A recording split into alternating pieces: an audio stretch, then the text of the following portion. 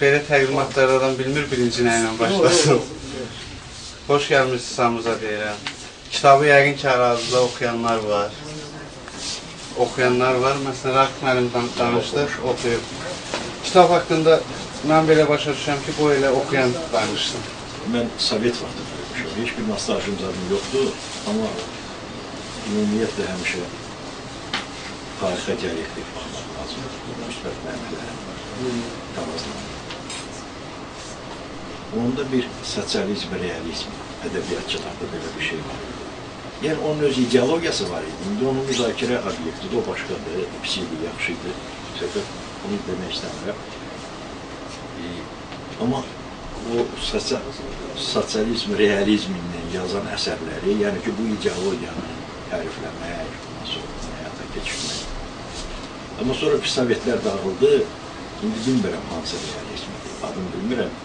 Amma bu əsəri oxuyanda gördüm ki, doğrudan da bu ədəbiyyatda əsl realizm olan əsəri mən elə gördüm. Mənim bir yazım vardı, yəqin burada jurnalist dostlarımız var, sosial kodlaşdırma. Yəni, görürsünüz, evdə qabaqlarda alırdıq almanın böyüyü, armudun böyüyü, o kodlaşdırılmış. Sonra gördük ki, yox.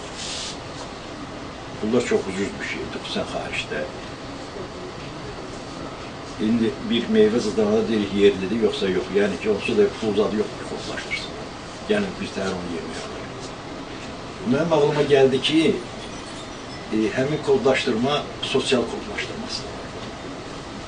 Yəni, millətin dəyərlərindəyik, bugünkü şovları, məsələn, TV-lərdə. Göstərir, 20 ildən sonra qarşımda ayrı millət görəsin. Həmin o böyük almanı, həmin o böyük almanı.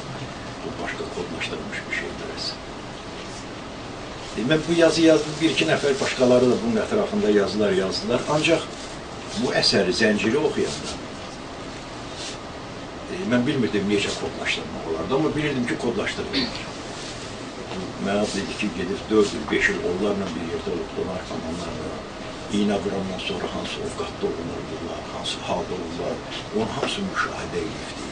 Bu əsərdə də o öz əksini tapışdırmış elə.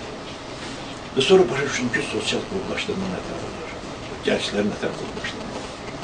Mənim düşüncəmə görə pafosunda çıxması, bu bir əcəl zəngidir, mənə belə gəlir. Və bu zəngin də səsi çox çıxır. İşləyəcəklər bu zəngin. Burada mənim çox istəkli dostum, həməşə 40-cı qapını yəqin ki, çoxuz görmüşsünüz də, Elçin bəyin 40-cı qapısı çox gözəl bir iş olmuş. Bir mesaj göndərdim.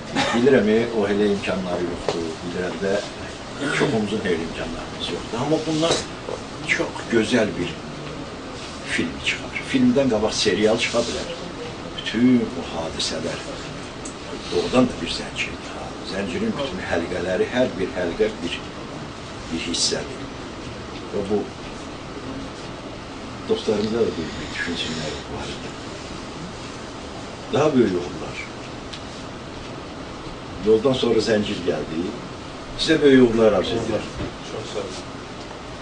Mən müəllifdən biraz danışmaq istəyirəm. Müəllifi çoxdan tanıyıram. Bunda həm bədii təfəkkür, həm intellekt, bir də yüksək insanlıq. Allah hər şeyi adama vermiş ki, Allah adamı tarazlıqda, birini çox verəndə birini az verəndə, birinə pul verər, hamımız deyir ya, pul var, villaları var, amma evində nələr var? Cavanlar istələmir ki, nə bəlalar, dərdlər var, onu istələmirsiniz.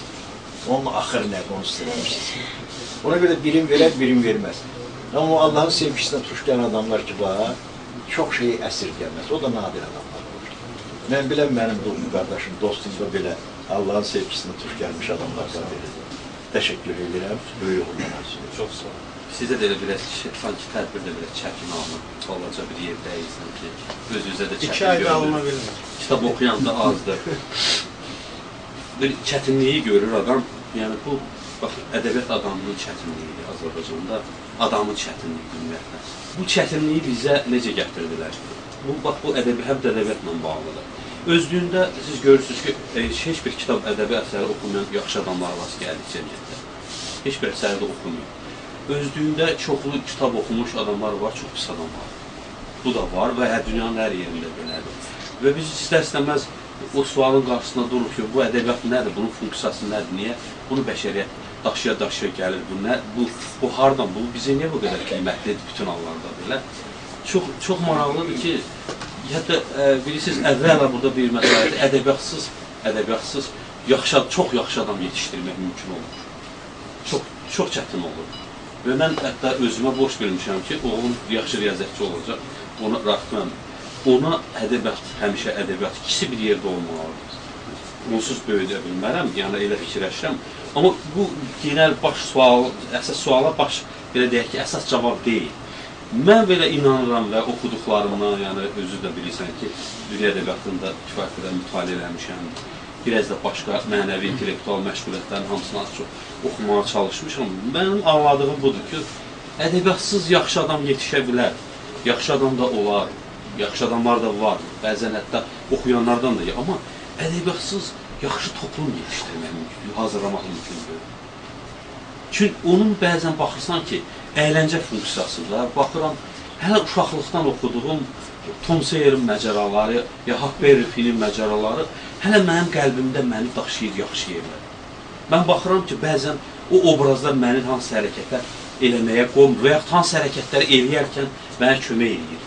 Bax, mən bunu sosioloji olaraq əsaslandıra bilərəm. Ayrı estetikalarla da müəyyən tanışdığımız var hər birimizin. Ədəbiyyatın funksiyasına aid, sosiologiyasına nəsə deyə bilərəm. Amma özümün həyatdan qazandığım budur ki, Elxan, bunsuz mümkün deyil və sən elə bir cəmiyyətdə yazmağa başlamısan ki, bax, əsərin haqqında hələ bir lisenziya çıxmayıb.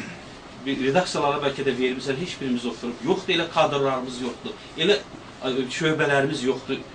Elə ənənələrimiz yoxdur, yerlərimiz yoxdur. Bu tədbirlər özü son vaxtlarda yaranmağa başlayır. Amma burada bircə ümid gətirən, bizi sevindirəcək bir məsələ var. Artıq yerin altında da olsa, belə çətin şəraitdə də olsa, biz yığışırıq ədəbiyyatın yanına. Çünki ədəbiyyatın yanına niyə yığışırıq? Sanki ədəbiyyatda real həyat deyil, real həyatı qazanmaq. Real həyatı qazanmaq. Çünki özü görürsünüz nə vaxt baş verir bunlar. Bizim gənclikdə inam artıq dəyişiklik eləməyə, yeni cəmiyyət qurmağa inam artıq, onda ədəbiyyata da maraq artıq. Çünki bunlar halbuki o real ədəbiyyat deyil də, siz istər-istəməz bədii obrazla onu işləmir, istər-istəməz orada nə qədər prototipləriniz olsa da bu sizin bədii düşüncənizin məhsuludur. Bunlar hamısı, bu çətinliklər, sizin böyük tədbirlərə yol, bizim arzuladığımız toplumu qurmağı. Bunlar paralel gedəcəklər. Bir tərəfdən ədəbiyyat kömək eləməlidir, bir tərəfdən həyat ədəbiyyata kömək eləməlidir. Bunlar bir-birinə qalib gələ bilməz. Bizdə bunlar bir-birinə qalib gəldi uzun müddət. Şəxsi həyatını qurmaq üçün ədəbiyyatı qurban verdilər. Şəxsi həyatlarını qazanmaq üçün ədəbiyyatı istismar elədi, əlinin altına aldılar. Amma biz məcburuq ki, bunları yanaşı aparaq və dost eləyək. Həyatımızla ədəbiyyatın, belə deyək ki, dostluğunu qazanmalıyıq. İnanıram ki, onda sənin çətinliyin olmayacaq. Təşəkkür edirəm. Siz sağ olun, mən minnətdaram. Görüşərik, sağ olun. Buyurun.